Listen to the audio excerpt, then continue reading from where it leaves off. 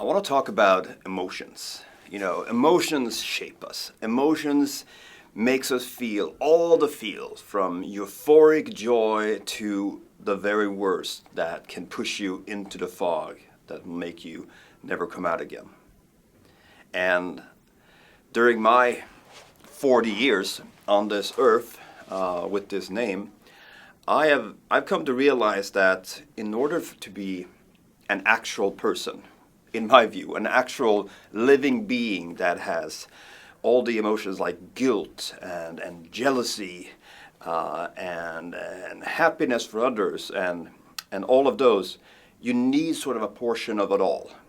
Because if you grow up missing out completely on certain emotions like guilt, what kind of person does that turn you into? If you have absolutely no jealousy, what kind of person does that turn you into? Because I believe that if you're totally at loss of one of the many emotions that are out there and the ways that you can feel, you become a person who is not emotionally complete, if you know what I mean.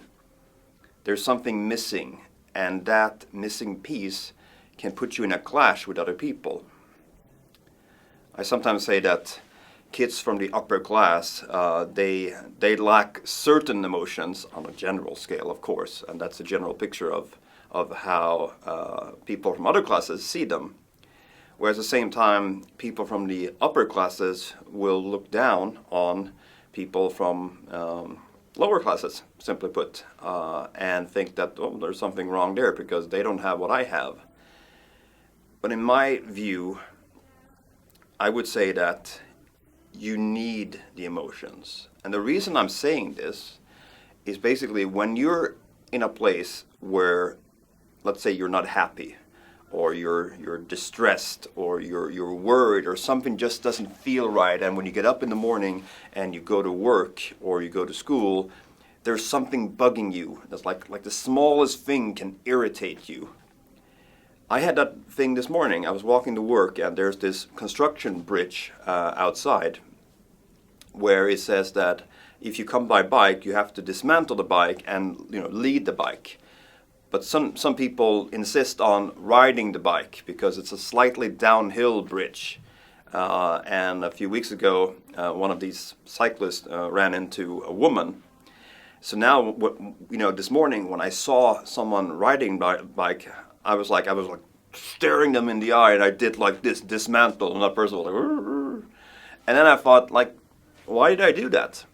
Well, probably because something didn't turn out right this morning. Maybe I didn't have the best dream.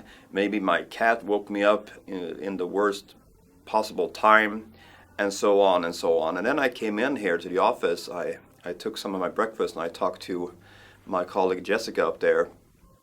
And I realized, and that wasn't part of the conversation, but I realized when we got out of the elevator, I was like, why did I get annoyed over a thing like that? And the key here is not to feel guilty about being annoyed. The key thing is to, how will this day continue? How can I take how this day started and make it into something better? And the way I see it, the way I do it is that I analyze the fact that, all right, I had that emotion. I have now pinpointed that I had that emotion. So why not have a different emotion? Because obviously a person not dismounting from a bike it shouldn't be something that defines a day like this. And I realized that it's silly. And I'm like, I'll go into the studio, I'll film a video about it, I'll talk about it, because that's the key. That's the key thing. Talk about it. Talk about your feelings. If you have someone that you trust that you can talk to that person.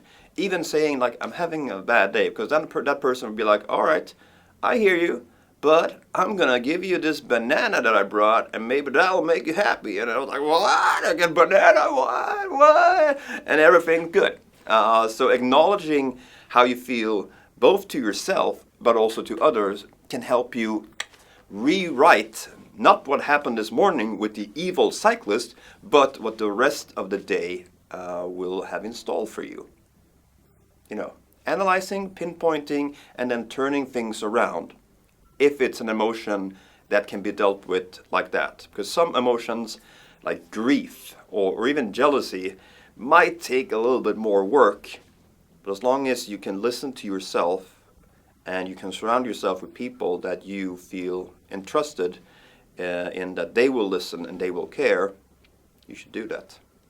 Listen to your feelings and let others hear them as well. Good talk.